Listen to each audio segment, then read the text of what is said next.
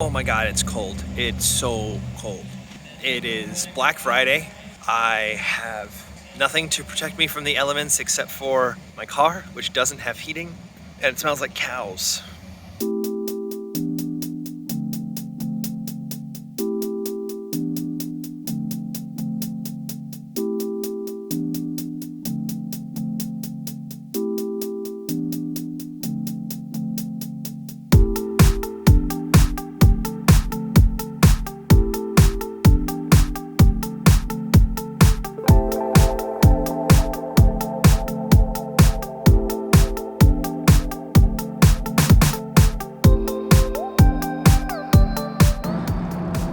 All right, so another holiday weekend, another track day. Technically not an event in the Socal TRD series, but because Chuckwalla was a dual event and Laguna Seca was a dual event with the Norcal TRD series, I'm actually sitting in 4th place in the Norcal series, so I figured I'd come out to their finals and see if I can sneak a podium. So this is Buttonwillow, one of the gnarliest tracks that I can think of. So let's see what this little guy can do.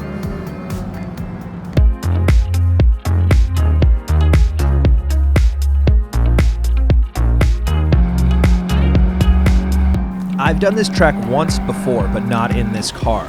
So going into it, I thought I knew what to expect. It's a lot like Chuckwalla in that it's flat in the middle of the desert with only 1 or 2 rises. But if this year has taught me anything, it is never as simple as all that.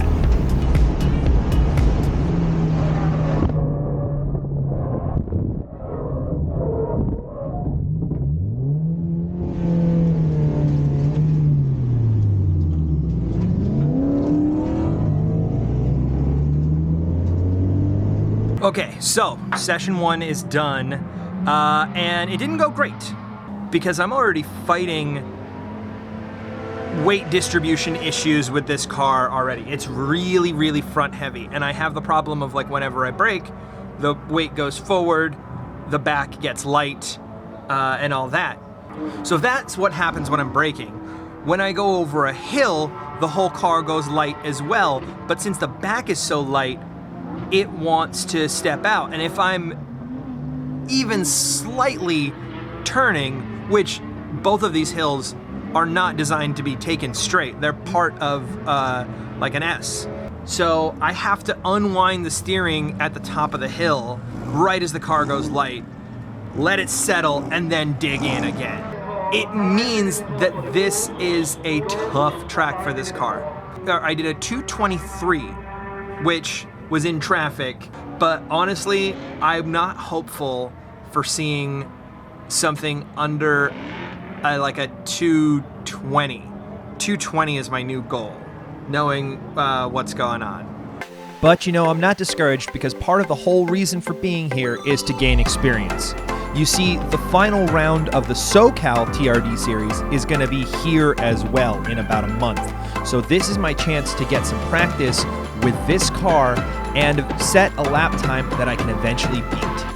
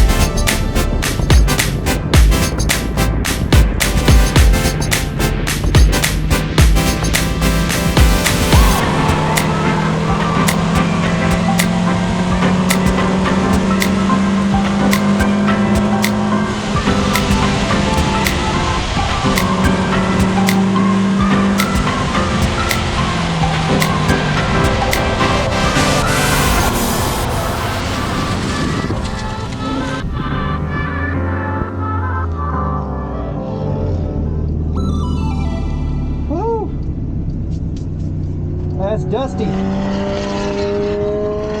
Whew. So, We just finished session 2, and it wasn't great. It was kind of embarrassing, honestly. I managed to go faster, so that's good, but I spun twice. And both were similar circumstances. Both were under point buys. So when you get a point buy, they get the driving line, they get the racing line, and you have to go offline to initiate the pass. The problem with that is that, like, I'm driving on such a knife edge with the balance of this car that being offline, all of a sudden the angle that I have to take a corner is a lot tighter. You know, I might be in a different gear. I might be in I'm just in a different situation, and I'm not paying attention to what a point by changes about my entry, because I'm so focused on getting past the car, you know, trying to get the pass done as early as possible so that we're all in a safe spot, that I make the spot more dangerous by not paying attention to the next corner once I'm finally done with it. It's dangerous to spin. It slows down everybody behind me. It slows me down for sure, and it's embarrassing. So I gotta figure out getting the balance down and learning the track and knowing where the problem points are and anticipating them and making sure that I'm actually like paying attention to the track, not just feeling the track. Hopefully that's the last one. That's the last spin. Hopefully. So with lots of work still to do, I made sure to rotate my tires between sessions to make sure that they're wearing evenly, and then also readjust the tire pressures because I'm running a lot more tire pressure in the rear than I am in the front.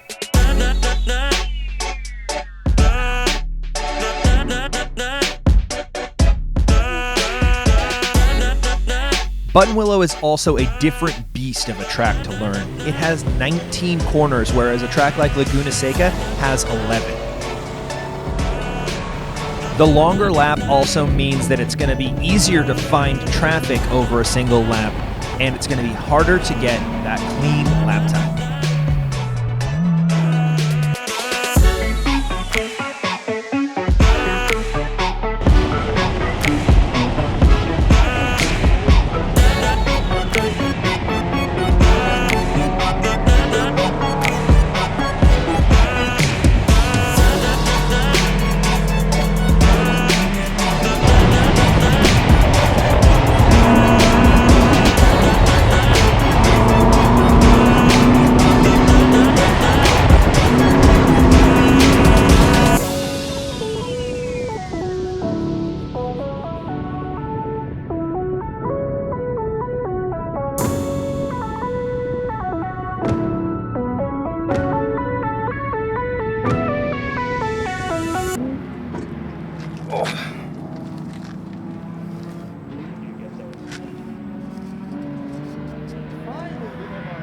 So the wheel got a little filled with dust. Yeah, I didn't this is too much carbon. Okay, so good news, bad news.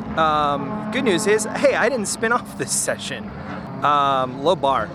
Bad news is that it was a pretty trafficy session, and I probably should have gone through the hot pits to get some clear air because I knew this session was going to be important. And so I kept on ending up behind some car right when I needed to be setting a personal best. And even when someone does give you a good point by, it's probably going to ruin your lap time a little bit.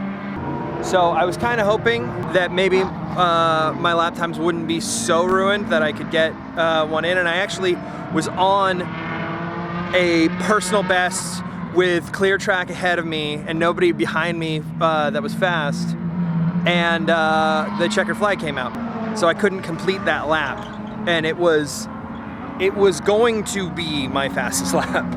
But I have one more session. It's a bonus session.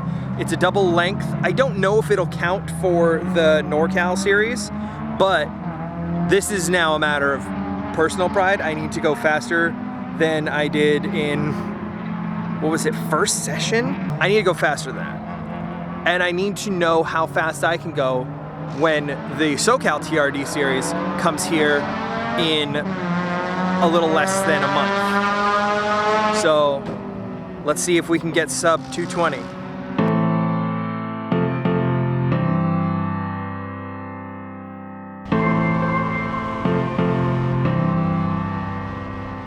This would be the last session of the whole track day. We were losing light, but temperatures were dropping back to around where they were when I set my fastest lap.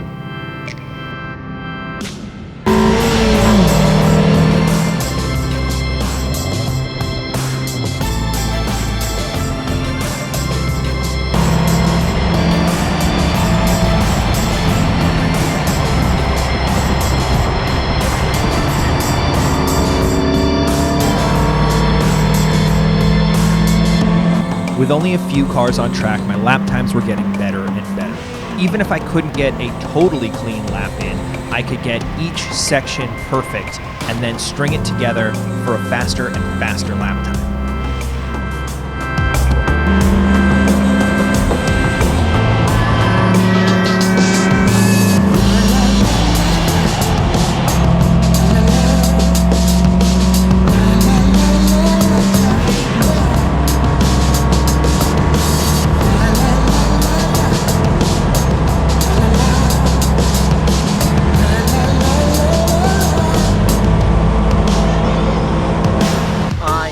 So glad that we decided to go out and do that final session because it was a world of difference. Finally was able to get a clean lap in, temperatures were right, and as a result went from a 221 down to a 217.4, and I was able to do that a few times. So I know it's repeatable. I know it's where I felt at home with the car, about a 217, 218. So with any luck, I can be doing that right out of the gate. Maybe like a 219, 220 first session for TRD Series. But if I can beat a 217 for the TRD Series, that puts me in a really good spot. As much as the car is improving, I'm still not actually all that near the other people in the TRD Series when they come and set times. Let me put it to you this way. I'm in second. The person who's in first regularly sets lap times 10 seconds faster than me. So there's no illusion that this is a fast car, but it's fun and it's getting better. So that's about it. I've got a 2-hour drive home in this little guy. You might have noticed that I'm not towing it to the track like I did at Laguna Seca, and there's a bit of a story behind that, but I'll save that for another video.